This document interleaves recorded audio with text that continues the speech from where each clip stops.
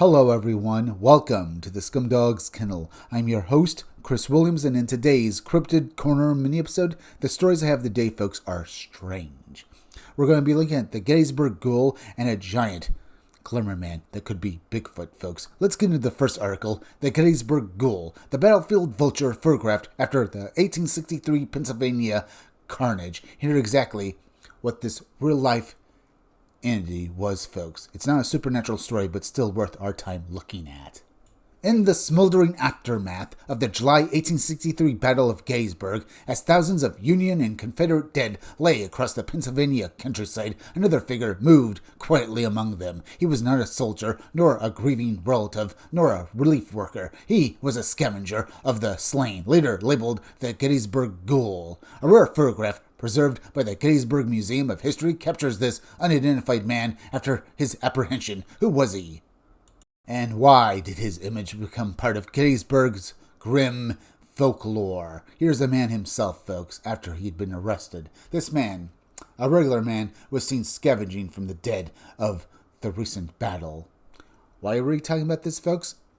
The article itself will point that fact out, but it's still worth our time looking at for that point alone. But this is a man who basically probably damned himself with his grim actions here, folks. At least basically in the eyes of the people. Whether or not God forgives him for that, well, that is left up to him, folks. But let's read on.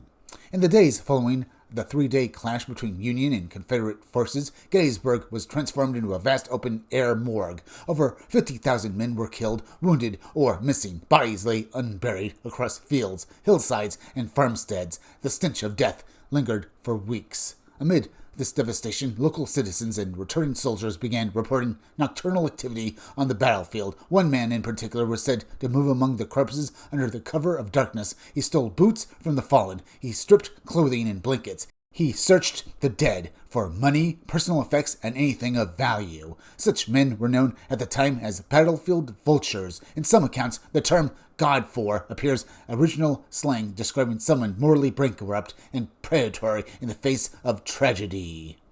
I can understand that, folks, but then again, this was a time of war, so men who were very desperate would basically scavenge the dead from battlefields. We can talk a little more, but let's read the rest of this grim account now. This individual was eventually apprehended. Contemporary accounts suggest he was beaten or roughly handled upon capture, and some historians have speculated that the damage visible to his nose in the surviving photograph may reflect that confrontation. A local photographer documented the man in a carte de visite format, a small collectible portrait popular during the era. The image shows a thin, disheveled individual standing stiffly beside a balustrade, hands positioned awkwardly, expression hardened or vacant. His clothing appears soiled. His posture is resigned. The photograph was later sold as a morbid souvenir, a macabre token of the war's darker aftermath. And I would have to say, folks, this man, while scum, probably was, as I said, a very poor individual. Poor and desperate people were known to basically scavenge things during war, but that didn't mean that it was basically morally acceptable to do so, especially from people that, well, died in the name of, well, the Civil War, folks. Either way, a very tragic story, but it was very interesting to look at because it gives us something to talk about. We'll talk more later. Let's get to the next article. The Glimmerman-like humanoid reported in Temecula, California backyard encounter. Let's get into this article now and hear exactly what was seen in this guy's backyard, folks. Let's continue. On the evening of January 14th, 2016, a Temecula, California couple experienced a startling encounter that began with a frantic barking and ended with the sighting of a towering, semi-translucent humanoid near their barn. What started as a routine disturbance quickly escalated into something neither witness could rationally explain. The physical evidence discovered at sunrise only deepened the mystery. The witness stated that he and his partner were inside their home watching a movie when they heard unusual noises from the front porch. Their dog and dogs, along with their neighbors, began barking aggressively and continuously. Concerned, he ran outside to investigate. The front motion light had been triggered. As he stepped into the yard, he saw something moving rapidly into the darkness beyond the reach of the light. The dogs were in pursuit, chasing whatever had triggered the disturbance. He called to his partner to bring flashlights and headed in the direction the dogs had run. And perhaps to a very grim fate if this thing did decide to turn back and fight this guy, folks. Either way, let's continue. Then, without warning, all the dogs stopped barking at once. The sudden silence was described as unnerving. There were no visible signs of the animals and no sound of movement. The couple moved toward their nearest neighbor's property, approximately 50 feet from the fence line. At that moment, a tall, slender humanoid figure suddenly ran across their field of view, emerging from the trees on the left side and disappearing behind the barn to the right. The movement was extremely fast. So they saw this transparent speeding blur go off basically into the distance, as it were, here, folks. I can imagine how disturbing that would be. But the other thing to point out is how large this entity was, folks. And there was also other aspects that these people saw as well, as they basically tried to view this entity as it basically blitzed past them. But we'll get to that when it's mentioned in the article, folks. So let's continue. The witness immediately asked his partner to describe what she had seen. Seeking validation, she confirmed observing a tall figure estimated at 7 to 8 feet tall. Both described the entity as semi-translucent. They could discern what appeared to be an internal skeletal structure while still seeing the overall outline of its form. It seemed to be wearing a type of suit, though no facial features were distinguishable. The witness noted that the figure reminded him of the internet folklore character known as Slender Man, although he emphasized that what they observed felt physically present and real.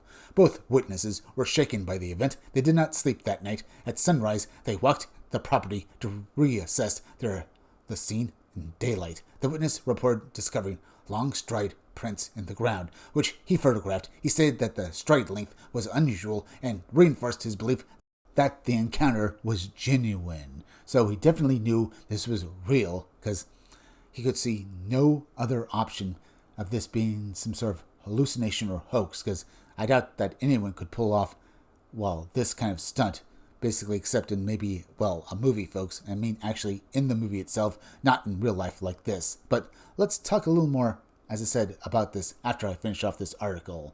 The witness added that this was not his first anomalous experience. Over the previous several years, he had been involved in multiple unexplained events, often with additional witnesses present. He expressed a belief that humanity is not alone, either in the universe or on this planet, and voiced a desire for eventual direct communication. So it sounds like this man has perhaps seen other weird phenomena, perhaps Bigfoot, maybe even UFOs, and even ghost folks. As I've said before, folks, it's been a known fact that people who have experienced strange phenomena like seeing Glimmerman or Bigfoot often see other phenomena like ghosts and UFOs. So I'm not surprised that this man has had multiple accounts of this weird phenomena.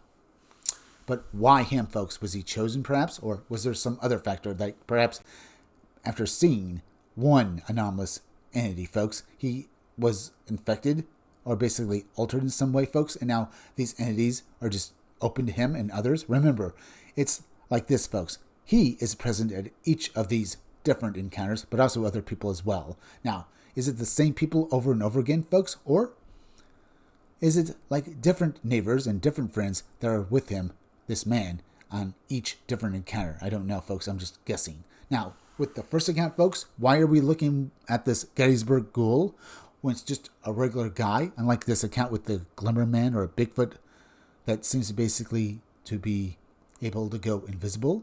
Well, it's good to learn about such stories, folks, like the Gettysburg Ghoul, to discern them and tell the difference between them and actual stories of weird phenomena. Because Gettysburg does have a history of ghosts and other weird things going on in the century, or should I say centuries after the Battle of Gettysburg. Either way, we can only just guess at it.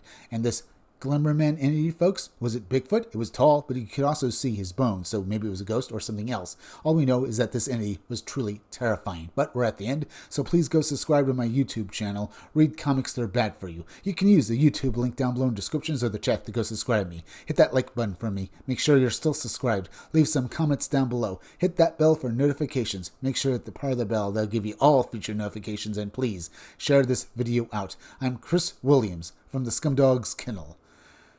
Thank you all for joining me. I'll be back again tomorrow with another great video, so be sure to come back again then. Till next time, folks, I'll see you all again soon.